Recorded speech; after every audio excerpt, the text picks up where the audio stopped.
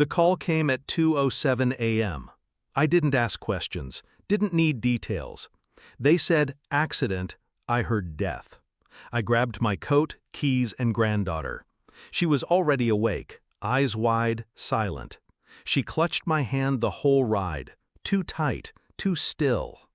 In the ICU, the world felt muted. Machines beeping, nurses murmuring, that sterile scent of blood and bleach. My daughter lay broken beneath wires and tubes, her face pale, bruised. I stood still staring, until a small tug at my sleeve. "Grandpa," she whispered, "this wasn't an accident." My heart stopped. She pointed. "Look at Mom's side." I followed her gaze. Scratched into her left arm, barely visible beneath dried blood, were 4 crescent-shaped wounds. Fingernails. A struggle. I didn't speak, just stared.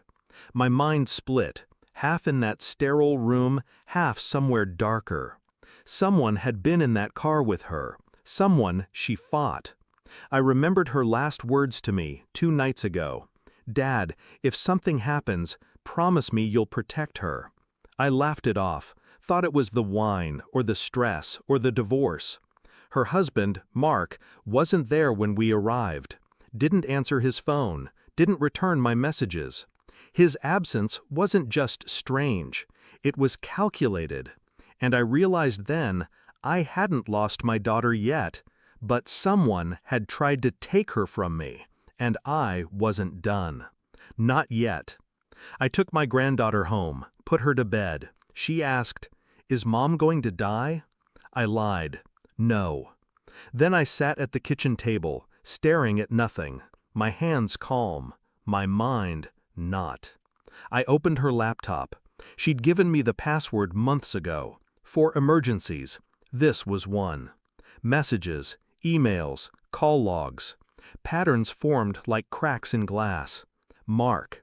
Obsessive, jealous, accusations of cheating, control. One message chilled me. From her to a friend. He said if he can't have me, no one can.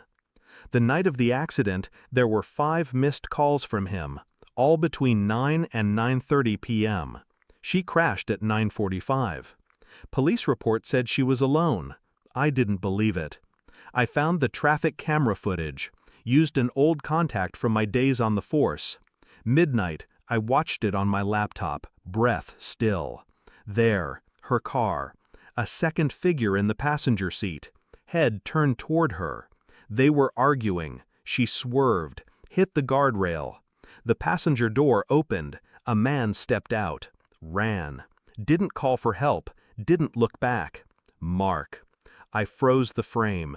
His face blurry, but unmistakable. I saved it, printed it, and waited. At dawn, Mark came to the hospital. Fake concern painted across his face. I handed him the photo, said nothing, watched the blood drain from his skin. He whispered, "You don't understand." I did, perfectly. I didn't raise my voice, didn't make a scene. I leaned in close. "You tried to kill my daughter." He shook his head, eyes wide. "You can't prove." I handed him the camera footage. "You walked away, left her to die." He reached for my arm. I didn't flinch. "You have 2 options," I said, voice cold. "Turn yourself in, or I will bury you with this." He looked at me like he was searching for the man he thought I was.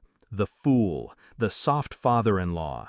Not the man who once pulled bodies from wreckage and stared killers in the eyes.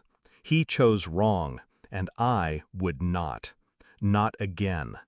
Mark's trial starts in 2 months. Attempted murder. He cried in court. I didn't. My daughter's awake now, healing, quiet. She knows. She thanked me, but I saw it in her eyes. Part of her still trusts him. That part is dead now. And me? I've learned something. Love doesn't blind us. We blind ourselves. Out of hope, out of fear. But in the end, the truth waits in silence. And when it comes, it doesn't scream. It whispers. like a child tugging your sleeve, saying, "Look," and you either see or you never come back.